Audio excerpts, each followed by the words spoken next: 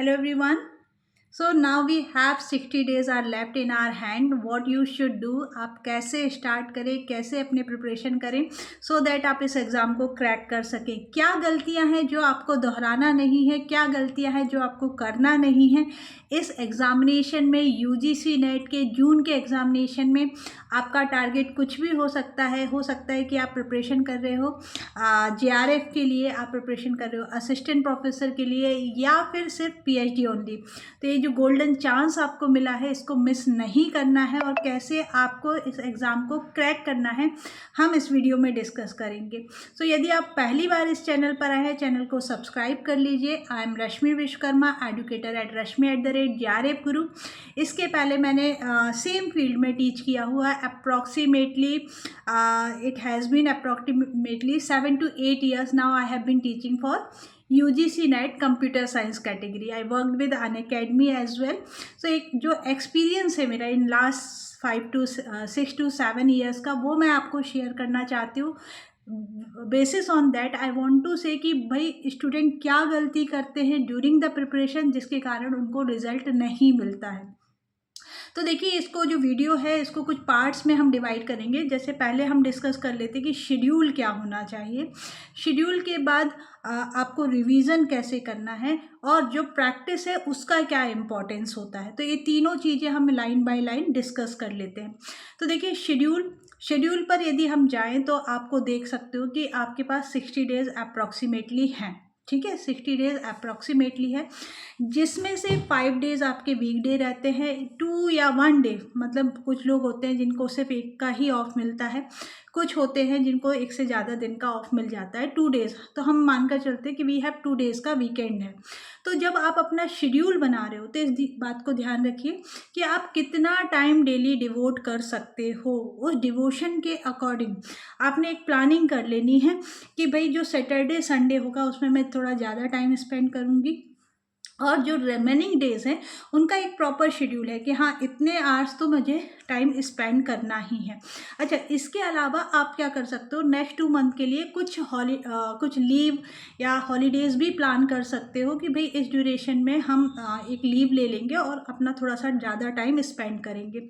साथ ही आप हाउसवाइफ हो तो आप अपने फैमिली के साथ भी डिस्कस कर सकते हो, और एक एडिशनल टाइम आपको थोड़ा सा यहाँ लगेगा क्योंकि सिर्फ 60 डेज आपके हैंड में है। अब बात कर लेते हैं कि भाई सिलेबस कैसे कवर करेंगे। घर वाले मान गए, ऑफिस वाले मान गए, अब आप सिलेबस कैसे कवर करोगे। तो देखिए, एक प्रॉपर प्लानिंग होनी चाहिए। सबसे पहले 10 यूनिट्स हैं, 10 यूनिट्स को अप्रॉक्सीमेटली यदि आप 6 डेज में भी डिवाइड करो, मोर देन सफिशिएंट है, मोर देन सफिशिएंट है। आप 10 यूनिट आराम से तैयार कर सकते हो, यानी कि एक सिंगल यूनिट को प्रिपेयर करने के लिए आपको सिर्फ क्या चाहिए, 6 days are more than sufficient. यदि आप प्रॉपर टाइम मैनेज कर पा रहे हो, आप उसमें आप आराम से एक यूनिट को तैयार कर सकते हो। तो यहाँ क्या करिए कि आप 6 डेज़ की जगह 4 डेज़ का अपना एक शेड्यूल बनाइए। उसमें लाइक इम्पॉर्टेंट टॉपिक जो हैं, है ना, जो मोस्ट रिपीटेड टॉपिक होते हैं उनका एक शेड्यूल बना लीजिए कि हमको इस सब्जेक्ट का ये टॉपिक तैयार करना है, और इस डे पर हम इस टॉपिक को आपका एक हो सकता है आधा 1 घंटा इस चीज़ में ख़राब हो, लेकिन ये बेस्ट प्लानिंग होगी आपके लिए।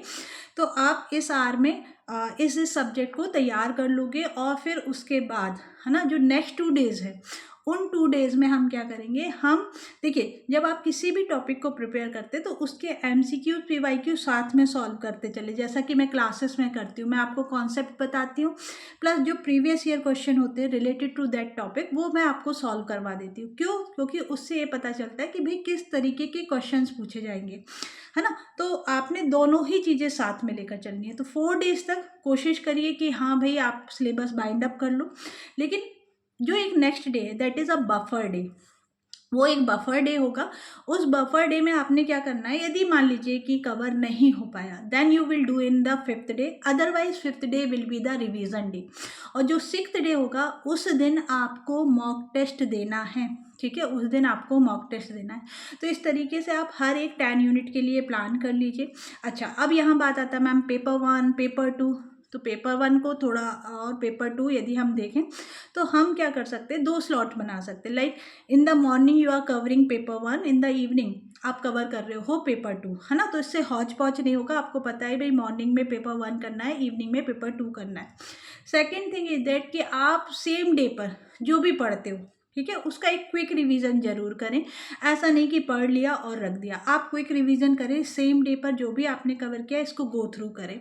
नाउ बहुत सारे कॉन्सेप्ट होते हैं, जैसे बहुत सारे लर्नर्स है, हो सकता है कि लास्ट टाइम आपका असिस्टेंट प्रोफेसर हो गया था बट जीआरएफ नहीं हो पाया था, तो अब आप क्या करोगे, आपके कॉन्सेप्ट क्लियर है, आपके कॉन्सेप्ट क्लियर है, आपको सिर्फ रिवीजन नोट्स उठाना है, गो थ्रू करना और प्रैक्टिस प्रैक्टिस प्रैक्टिस पर फोकस करना है, ताकि इस बार हमारे हाथ में जीआरएफ हो। या ऐसे स्टूडेंट जो सिर्फ कुछ मार्क्स से रह गए थे, आप क्यों रह गए थे, क्योंकि हो सकता है आपने कुछ टॉपिक तैयार नहीं किए थे, या हो सकता है कि आपने मॉक टेस्ट नहीं लगाए थे, या हो सकता है कि आपने आप जो क्लास है, जो एग्ज़ाम रूम है, उसमें पैनिक हो गए थे क्योंकि आपने प्रैक्टिस नहीं की थी, और जो इन्वायरमेंट मिलता है उससे आप फैमिलियर, आपका माइंड फैमिलियर नहीं था। तो ये कुछ कारण होते हैं जिसके कारण हम 2 या 3 मार्क्स से रह जाते, नहीं तो वेल एंड गुड, आप हमेशा टॉपर हो, टॉपर थे, टॉपर रहेंगे, है ना। तो बिल्कुल इस माइंड सेट से आगे बढ़ना है। सो क्या करना है भाई, जब भी एक यूनिट प्रिपेयर होता है उसका रिवीजन सेम डे पर, मतलब आप जो 4 डे का शेड्यूल बना रहे हो सेम डे पर भी रिवीजन करो, 5th डे कंप्लीट रिवीजन करो, 6th पर मॉक टेस्ट दो, और मॉक टेस्ट देकर ख़त्म मत करो। मॉक टेस्ट में यदि गलतियां की हैं, मॉक टेस्ट में यदि गलतियां की है तो उसको एनालाइज करो। अब यहाँ पर कुछ स्टूडेंट का क्वेश्चन आता है कि मैम पूरा पढ़ लिया है, मॉक टेस्ट भी जब हम दे रहे हैं तो हमसे क्वेश्चन सॉल्व नहीं हो रहे। तो जब ए वाला प्रॉब्लम आता है, जबकि आपको आपने पूरी पढ़ाई कर ली है and you are unable to solve the question, तो इसको कैसे डील करना है भाई। देखिए क्या होता है, ऐसा क्यों हो रहा है कि आपको थोड़ा सा लॉजिक नहीं पता, प्रीवियस ईयर सॉल्व नहीं हो रहे, तो वहाँ हम रूल अप्लाई करते हैं 70-30 का। क्या करो कि जो क्वेश्चन है उसको आप सॉल्यूशन देख लो, ठीक है, आपने 70% सॉल्यूशन देख लिया, नाउ रिमेनिंग 30% खुद से सॉल्व करने की कोशिश करो। तो धीरे धीरे ये लॉजिक आपके दिमाग में डेवलप होते जाएंगे। 70-30 रूल अप्लाई करिए, कोई बुराई नहीं है यदि आप सॉल्यूशन देख रहे हो, यू आर लर्निंग, आप लर्न कर रहे हो, दिमाग में सब नहीं होता, डालना पड़ता है। तो भाई देख लीजिए 70% सोल्यूशन एंड 30% खुद से सॉल्व करिए, है ना। तो करना क्या है, शेड्यूल बनाना है, एक तो प्लान कर लीजिए वीकेंड, छुट्टी, वीकेंड्स एंड ऑल, एंड मतलब माइंड सेट बना लीजिए कि वीकेंड पर ज़्यादा पढ़ाई करनी है, ठीक है। सेकेंड थिंग कि एक जो 6 डेज़ का एक साइकिल डिसाइड कर लीजिए, पेपर 1 पेपर 2 दोनों के लिए, एंड 4 डेज़ में कोशिश करिए कंप्लीट कर लेना है। 5th day revision, 6th day mock test and analysis, ठीक है। नाउ बात करती हूँ कि रिवीजन कैसे चलना है। रिवीजन के लिए एक थोड़ा सा ट्विस्ट है, डेली रिवीजन था, बिल्कुल था, 5th डे पर रिवीजन था, हाँ था। अब आपने क्या करना है ना कि जब आप जैसे जैसे आगे बढ़ते जाओगे, नंबर ऑफ यूनिट्स इंक्रीज होती जाएगी, तो मिक्स करके रिवीजन करना भी स्टार्ट करिए। मतलब आप नोट्स बना रहे होगे, नोट्स नहीं बना रहे होगे तो अंडरलाइन कर रहे होगे, कुछ ना कुछ रिवीजन मटेरियल आप तैयार करते हो, और रिवीजन उसी चीज़ को करना है भाई जो आपसे अच्छे से क्लियर नहीं था। आपको कुछ कॉन्सेप्ट है जो याद करने में डिफ़िकल्ट लगते, कुछ टेबल्स आप ड्रॉ करोगे, हम आपको बताते कि ये चार्ट आपको याद रखना है, तो उन चार्ट्स का रिवीजन रेगुलर बेसिस पर करना है। हो सकता है कि मॉर्निंग में उठकर आपने एक बार देख लिया, सारी कॉम्प्लेक्सिटी, सारे एल्गोरिथम के कॉम्प्लेक्सिटी आपने गो थ्रू कर लिया। आपने ये जो टीओसी होता है, टीओसी में हम जो क्लोजर प्रॉपर्टी पढ़ते हैं उसका चार्ट आपने गो थ्रू कर लिया, आपने डिसाइडेबिलिटी की प्रॉब्लम्स को गो थ्रू कर लिया। तो ये जो क्या होगा, एक टाइम के बाद आपको क्वेश्चन देखोगे, आंसर डन, है ना। तो इस तरीके से अपने आप को प्रपोजिशन लॉजिक के टेबल है, प्रेडिकेट लॉजिक्स के टेबल है, यूनिवर्सल क्वांटिफायर के टेबल्स है, तो इनको एक बार में याद हो जाए, है ना। चलिए, आप अभी तक यहाँ हैं, इसका मतलब आपको वीडियो इंटरेस्टिंग लग रहा है, जाके आप यहाँ पर लाइक कर दीजिए एंड शेयर कर दीजिए अपने फ्रेंड्स के साथ। नेक्स्ट थिंग है प्रैक्टिस। प्रैक्टिस भी इम्पॉर्टेंट है, क्योंकि हमने जैसे अभी बताया कि क्यों आपका पेपर क्वालिफाई नहीं हो पाता है, बिकॉज देखो आप पढ़ाई करते हो, आपकी जो एग्ज़ाम होता है वो कंप्लीट 3 आवर्स का होता है, और वहाँ मिक्स ऑफ क्वेश्चंस आते हैं, है ना, मिक्स ऑफ क्वेश्चन आते हैं। ऐसा नहीं कि पहले ओएस का आएगा फिर सीएसओ आएगा, ऐसा नहीं होता। There is question that is mix, है ना, और उसके बाद पेपर 1 प्लस पेपर 2। तो जब और कंप्लीट 3 आवर्स का पेपर कंटिन्यूसली आपने सॉल्व करना है। अब आपने सब किया, आपने पढ़ाई की, आपने हर चीज़ की, आपने एमसीक्यू लगाए, बट ये वाली ट्रेनिंग नहीं की। कौन सी ट्रेनिंग नहीं की कि 3 घंटे बैठकर पेपर को सॉल्व करने की ट्रेनिंग नहीं की। आपने अपने माइंड को ट्रेन नहीं किया कि मिक्स ऑफ क्वेश्चन यदि दिखेंगे तो कैसे सॉल्व करेंगे। तो भाई माइंड जल्दी से जल्दी कंप्यूटर नेटवर्क से दूसरे सब्जेक्ट पर, दूसरे सब्जेक्ट से दूसरे सब्जेक्ट पर जंप कर पाए, है ना।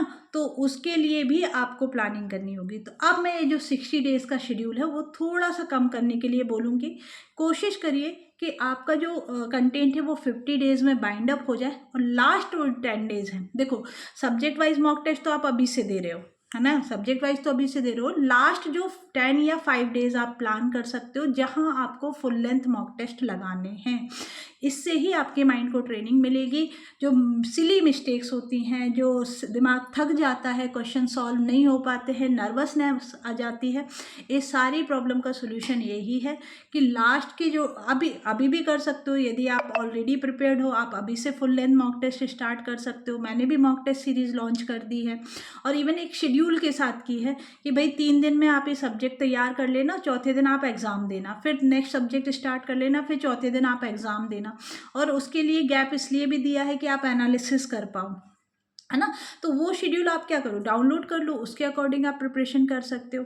अच्छा, इसके अलावा मैं 50 डेज़ का क्रैश कोर्स जो आपका PYQ सीरीज़ भी लेकर आ रही हूँ।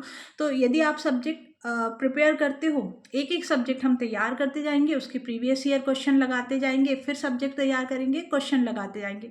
तो ये कम्प्लीटली फ्री है, जो प्रैक्टिस सीरीज है, it will be on YouTube channel, तो उसका भी रेफरेंस लेकर आप चल सकते हो। बट खुद की तरफ से क्या करना है कि एक तो डेडिकेटेड प्रिपरेशन करना है, कंसिस्टेंसी मेंटेन करना है। कोशिश करिए कि लाइव क्लास ज्वाइन करिएगा, क्योंकि 10 PM पर क्लास होगी। कोई काम नहीं होता, घर का काम नहीं होता, ऑफिस का काम नहीं होता, कुछ नहीं होता है।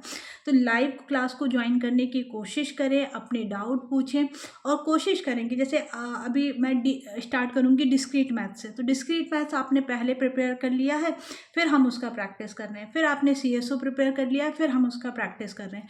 तो ऐसे आओगे तो और अच्छी बात होगी। बाकी आपने कैसे करना है भाई, पहले सिलेबस कंप्लीट करो, कोशिश करो 50-55 डेज़ में मॉक टेस्ट के साथ, रिवीजन के साथ आपकी सारी यूनिट कंप्लीट हो जाए। फिर उसके बाद आप कोशिश करिए कि आपको लास्ट जो डेज़ हैं उसमें सिर्फ आपको फुल लेंथ मॉक टेस्ट देना है। एंड फाइनली, है ना, हेल्थ का ध्यान रखना है, हाइड्रेटेड रहिए। अभी जो खाना पीना है वो इस तरीके का रखें कि हम बीमार ना पड़े, या फिर हम अपना पूरा डेडिकेशन दे सकें, हमको नींद ना आए, है ना। तो हेल्दी ईटिंग रखिए, एक्सरसाइज करिए, एंड ताकि ब्लड फ्लो बना रहे, दिमाग चलता रहे, दिमाग में ज़्यादा से ज़्यादा चीज़ें जाती रहे। तो आई होप कि ये जो कंटेंट मैंने आपको दिया इस वीडियो में आपके लिए हेल्पफुल है। तो एक बार कमेंट बॉक्स में ज़रूर बताएं। And for any query reach me out any time, आपके पास मेरा नंबर है, आप मुझसे कभी भी कनेक्ट कर सकते हैं। So all the very best, give your best. Thank you.